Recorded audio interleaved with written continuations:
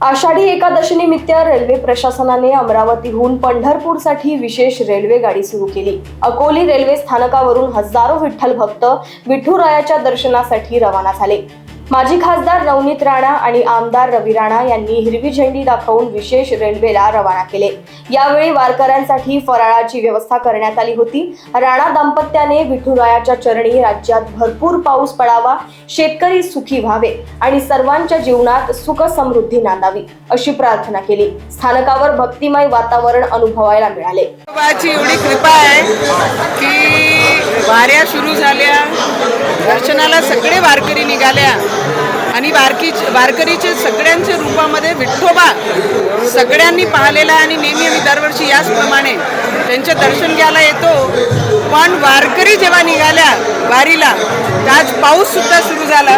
मला वाटते विठ्ठोबाला हात जोडायची गरज कोणालाही पडत नाही। विठ्ठोबा नेहमी सगळे भक्तांसोबत असते आणि आमचा शेतकरी राजा हा सुखी राहिला पाहिजे याच्यासाठी नेहमी आम्ही प्रयत्न याच्यासाठीच करतो आणि साकडा देवाला हेच घालतो की आमचा शेतकरी राजा हा समृद्ध राहिला पाहिजे नेहमी। जे आज सगळ्यांच्या डोळ्यामध्ये, सगळ्यांच्या मनामध्ये आमचा शेतकरी राजा हा सुखी समृद्ध राहिला पाहिजे आणि जी विदर्भातून जी वारी निघालेली आहे, जे वारकरी निघाले पंढरपूरला, त्या वारकऱ्याच्या डोळ्यामध्ये पण स्वप्न आहे की आमच्या विदर्भामध्ये पाऊस आला पाहिजे। आमच्या विदर्भातला शेतकरी सोयाबीन, तूर, मूग, संत्रा, मोठ्या प्रमाणात कापूस हा विदर्भामध्ये उगते।